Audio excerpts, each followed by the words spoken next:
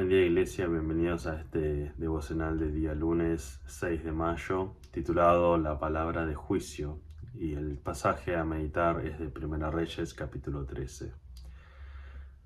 Esta historia de Primera Reyes trae más preguntas que respuestas. A simple vista, esta historia tiene demasiadas ambigüedades y hasta contradicciones que son difíciles de resolver.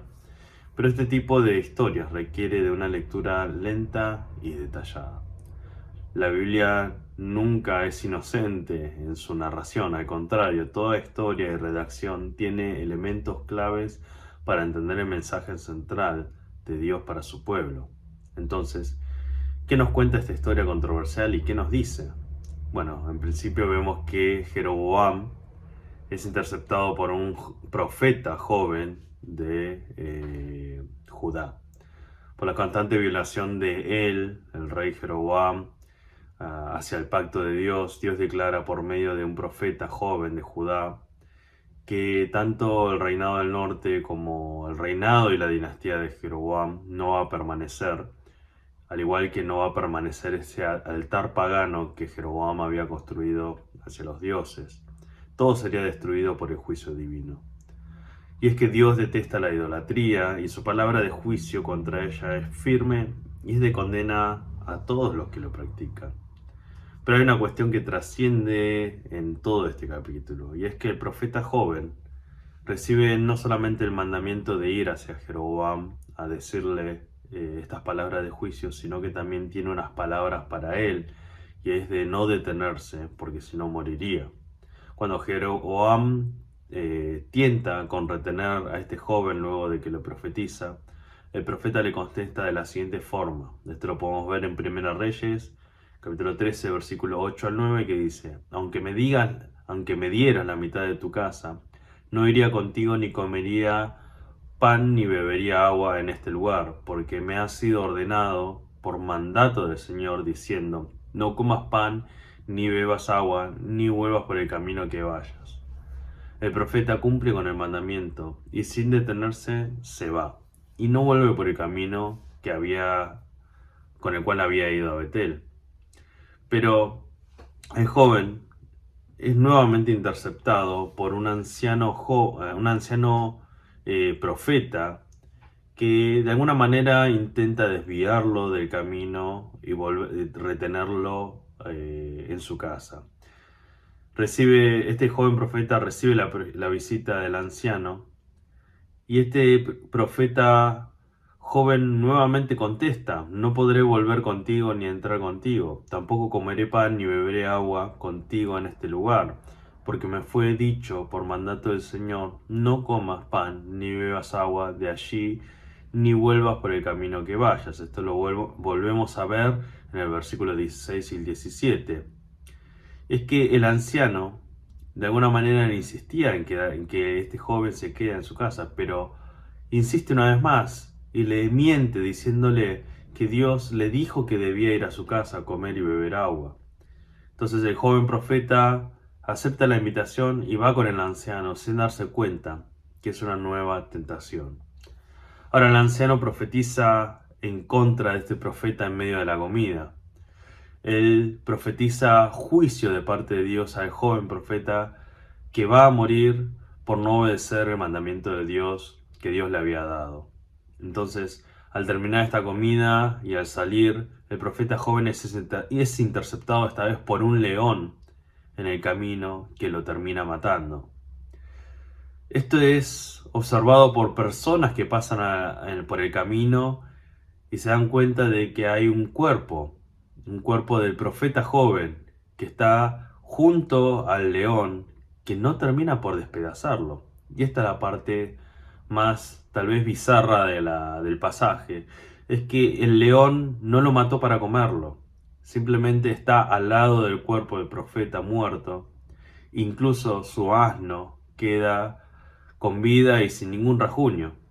Esta imagen señala algo muy claro, y es que esto no es una casualidad, no es que una fiera salió a interceptarlo y lo mató, sino que Dios cumplió con su palabra, y la prueba está en que el león no terminó por comerse el cadáver, ni siquiera lo despedazó. A su vez, el profeta anciano va en busca de este cuerpo. Él carga el cuerpo del joven profeta, lo lleva a su propio sepulcro donde él había preparado para enterrarse a sí mismo. Y le da una indicación a sus hijos en el versículo 31 al 32, dice: cuando yo muera, sepúltenme en el sepulcro en el que está sepultado el hombre de Dios, pongan mis restos junto a los suyos, porque sin duda sucederá lo que él proclamó por mandato del Señor contra el altar que está en Betel y contra todos los santuarios de los lugares altos que hay en las ciudades de Samaria. El anciano de alguna manera afirma que así como Dios cumplió con su palabra contra el profeta joven, así cumplirá su palabra contra el rey Jeroboam y todas sus construcciones paganas. Por lo tanto, la idea queda clara, y es que la palabra de Dios debe tomarse en serio, ya que Dios jamás se contradice. La palabra de Dios siempre debe tomarse en serio, porque Dios nunca se contradice. Ahora, ¿cómo podemos aplicar esto a nosotros? ¿Qué aplicación, qué reflexión nos da a nuestras vidas? En primer lugar, siempre mantengamos la guardia en alto frente a la tentación de incumplir la palabra de Dios y caer en su juicio. El profeta joven se confió por haber superado la primera tentación, pero cuando vino este segundo profeta, tal vez pensó que ya había pasado lo peor. Y él claramente no fue así, sino que cayó en la mentira de este profeta anciano. Claramente para el profeta joven habría sido confortante poder retener su camino y tener una comida antes de seguir, pero esto terminó con su vida. Si bien podemos superar grandes pruebas, muchas veces son las pequeñas pruebas las que nos derriban y nos hacen caer en la muerte espiritual. Así sucede cada vez que nosotros creemos que algún pensamiento, algún mensaje, por sonar lindo, viene de Dios, pero somos engañados en creer palabras que Dios jamás dijo.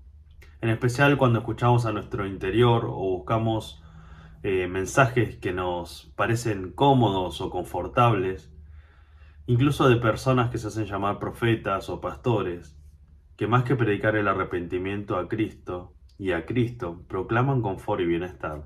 Debemos tener cuidado y siempre entender de que la palabra de Dios jamás se contradice. Por lo tanto, la palabra de Dios es firme.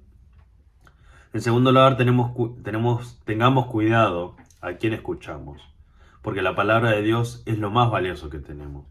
El profeta joven portaba el mensaje de Dios contra la idolatría, pero también tenía una palabra que debía cuidar y obedecer. Pero este, al ser interceptado por el profeta anciano, fue engañado con una palabra que no venía de Dios. La realidad es que siendo profeta, este debía haber sabido muy bien que Dios jamás se contradice. Por lo tanto, su deber era cuidar la palabra de Dios. El mundo constantemente nos va a querer distorsionar la palabra de Dios y contradecirla sutilmente. Un ejemplo, tal vez extremo, son las sectas, pero ellos comienzan siempre con una mentira sutil y proclamando esas mentiras como verdades nuevas que Dios les reveló. Sin embargo, estas verdades van en contra de la sana doctrina. Perdón.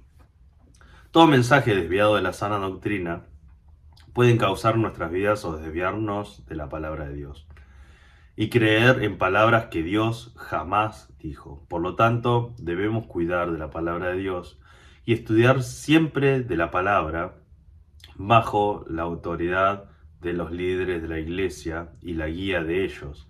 Siempre debemos ser cuidadosos con todos los materiales que proceden de los medios de comunicación, libros o personas que no son autorizadas por los líderes y pastores de la iglesia. Entonces, tenemos estas dos aplicaciones. Siempre mantengamos la guardia en alto frente a la tentación de incumplir la palabra de Dios y caer en su juicio. Y tengamos cuidado a quien escuchamos, porque la palabra de Dios es lo más valioso que tenemos. Pero como siempre me gusta hacerlo, hay una reflexión cristocéntrica en esta historia. Si había alguien que mantuvo siempre la guardia en alto frente a la tentación, fue Jesucristo. Si hubo alguien que sabía que la palabra de Dios es lo más valioso que hay, fue Jesucristo. Si bien el profeta joven cayó frente a la segunda tentación, Jesús nunca cayó ante ninguna tentación, pero murió enjuiciado en santidad por nuestro incumplimiento. Y como Jesucristo supo muy bien que la palabra de condenación por nuestro pecado para nosotros era firme, Jesús mismo se hizo de nuestros pecados para cargarlos en la cruz y satisfacer la ira y la justicia de Dios. Por lo tanto, gracias al Señor Jesús, hoy podemos ser cumplidores de la palabra y no caer en el juicio eterno. Por lo tanto, vivamos constantemente en Cristo, la palabra viva de Dios, que es lo más valioso que tenemos. Que Dios le bendiga y que tengan una excelente jornada de lunes.